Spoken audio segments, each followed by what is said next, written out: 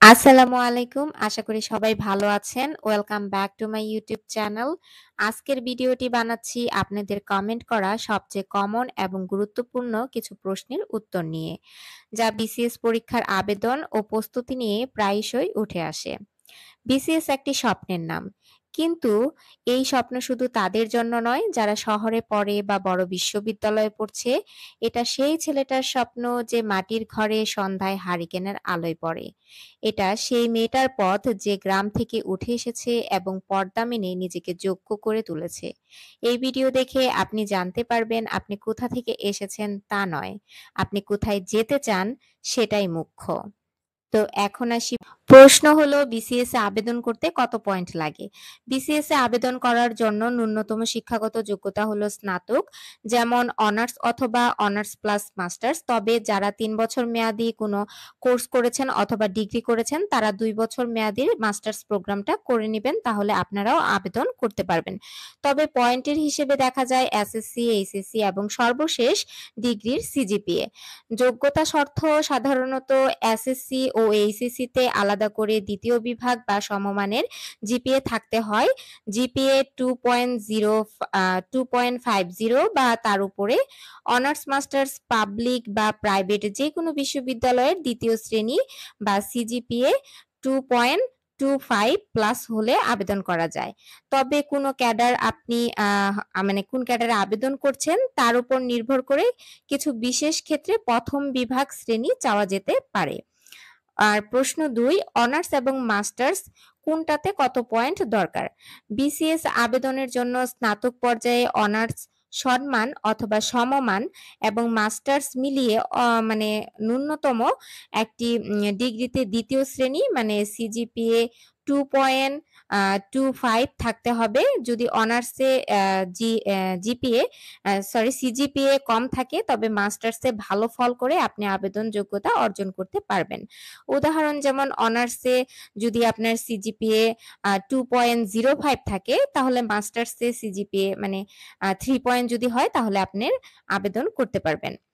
আ আমাকে একজন কমেন্ট করেছিল যে পলিটিক্যাল সায়েন্স বা অন্য কোনো এমন কোনো সাবজেক্ট নিয়ে পড়াশোনা করে কি আমি ভুল করেছি কিনা? তো আসলে না, আপনি ভুল করেননি।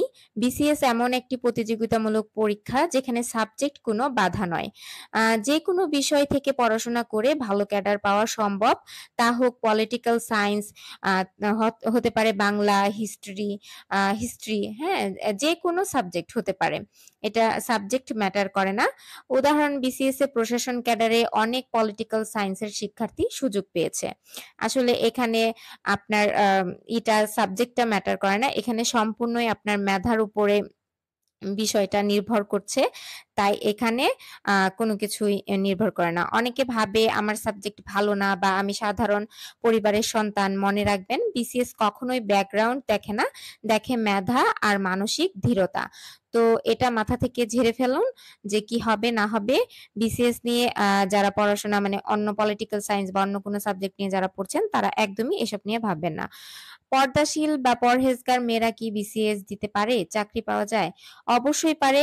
ইসলামিক পর্দা পালন, হিজাব বা ধর্মীয় অনুশাসন বিসিএস এর পথে কোনো বাধা নয়।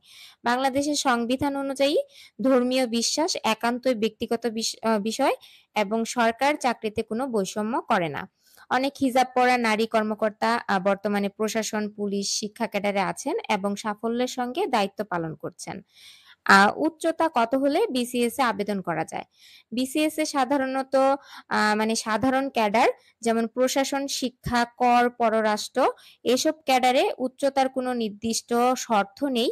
তবে বিসিএস, স্বাস্থ্য বা পুলিশ ক্যাডারে নির্দিষ্ট উচ্চতার শর্ত থাকে। উদাহরণ পুরুষ প্রার্থীর ক্ষেত্রে সাধারণত ৫ ফুট ৪ ইঞ্চি ও নারী প্রার্থীর ক্ষেত্রে ৫ ফুট ২ ইঞ্চি চাওয়া হয়। প্রশাসন, শিক্ষা ক্যাডারে উচ্চতা কোনো ব্যাপার না। তো উচ্চতা নিয়েও ভাবার দরকার নেই। ন্যাশনাল ইউনিভার্সিটি বনাম পাবলিক ইউনিভার্সিটি, বিসিএস এ কে বেশি সুযোগ পায়? এই প্রশ্নটা অনেকেই করে থাকে। অনেকেই ভাবে যে ন্যাশনাল ইউনিভার্সিটি মানে একদম 0। আসলে এরকম ব্যাপার না। বিসিএস এ আবেদন করার ক্ষেত্রে ন্যাশনাল ইউনিভার্সিটি বা পাবলিক, প্রাইভেট সব ভার্সিটির শিক্ষার্থীরাই সমান সুযোগ পান। বিসিএস হলো মেধা নির্ভর। আপনাকে লিখিত ও ভাইভায় ভালো করতে হবে। তবে বাস্তব অভিজ্ঞতা থেকে দেখা যায় পাবলিক ভার্সিটির শিক্ষার্থীরা কিছু ক্ষেত্রে প্রস্তুতির জন্য ভালো গাইডলাইন পায়। কিন্তু ন্যাশনাল ইউনিভার্সিটির শিক্ষার্থীদের মধ্যে থেকে প্রতি বছর প্রচুর ক্যাডার হয়। তাই উদাহরণ যেমন বলা যেতে পারে প্রতি বছর বিসিএস এ ন্যাশনাল ইউনিভার্সিটি থেকে গড়ে ১,০০০ প্লাস প্রার্থী ক্যাডার হন। তো এটা নিয়েও কিন্তু আসলে ভাবার দরকার নেই। ঢাকা বিশ্ববিদ্যালয় থেকে আবেদন করলে কি বেশি সুযোগ পাওয়া যায়? না। সরকারি নিয়োগে ইউনিভার্সিটি ভিত্তিক কোনো বাড়তি সুবিধা নেই। ঢাকার ইউনিভার্সিটির শিক্ষার্থীরা হয়তো বেশি রিসোর্স বা প্রতিযোগী পরিবেশে মানে গড়ে উঠেছে বা কিছুটা এগিয়ে থাকতে পারে। তবে সেটি তার দক্ষতার কারণে, ভার্সিটির কারণে নয়। মানে বিশ্ববিদ্যালয়ের কারণে নয়। হয়তো আম হয়তো ভার্সিটি ঢাকা ইউনিভার্সিটি ভালো মানে ভালো একটা, এটার একটা ভালো ট্যাগ রয়েছে। হয়তোবা এর কিছু একটা প্রভাব পড়বে। কিন্তু দিন শেষে সিদ্ধান্ত হবে আপনার পারফরম্যান্স এর উপর। আপনি কিরকম পারফরম্যান্স করছেন সেটার উপরে। তো আমি বলব যে আসলে এসব নিয়ে না ভেবে আপনি আপনার প্রতিদিনের রুটিনটা ঠিক করেন। প্রতিদিন একটু, একটু করে এগিয়ে চলেন। কিভাবে কি করবেন এটা একটু ভেবে নেন। তাহলেই আমার মনে হয় সবথেকে ভালো হবে। হুম? আর আপনি যদি ন্যাশনাল ইউনিভার্সিটি থেকে পড়ে থাকেন, আপনি পিছিয়ে নন। আপনি হয়তো একটু কম সুযোগ পেয়েছেন কিন্তু বেশি লড়তে শিখেছেন। এগুলো অনেক, অনেক প্রশ্ন থাকে অনেকের। তো এই ধরনের প্রশ্ন যদি আপনাদের আসলে থাকে তাহলে আমাকে করতে পারেন। আমি সেই বিষয়ে রিসার্চ করে তারপরেই আপনাদেরকে সঠিক উত্তর দেওয়ার চেষ্টা করব। তো বিসিএস শুধু একটা চাকরি নয়, এটা নিজেকে প্রমাণ করার একটা সুযোগ, সমাজকে বদলে দেওয়ার একটা বাস্তব হাতিয়ার। আপনার পথ যদি কঠিন হয়, তাহলে জানবেন আপনি একটা গুরুত্বপূর্ণ গন্তব্যের দিকে যাচ্ছেন। কঠিন পথেই ফুল ফোটে, সাফল্য আসে। আপনি যদি বিশ্বাস করেন আপনি পারবেন, তাহলে কেউ আপনাকে থামাতে পারবে না। আজ থেকে শুরু করুন। ছোট, ছোট পদক্ষেপ একদিন আপনাকে বিসিএস ক্যাডার বানাবে। তো ভিডিওটি যদি ভালো লেগে থাকে অবশ্যই লাইক করবেন। আর যদি কোনো প্রশ্ন থেকে থাকে তাহলে কমেন্ট করে আমাকে জানাতে পারেন। আমি সেটার উপরে ভিডিও আনার চেষ্টা করব।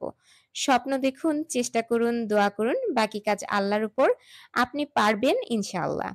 তো আজকের মতো এই পর্যন্তই। সবাই ভালো থাকবেন, সুস্থ থাকবেন এবং ধৈর্যের সাথে পড়তে থাকবেন। ধৈর্য হারা হবেন না একদমই। সে পর্যন্ত ভালো থাকুন। আল্লাহ হাফেজ।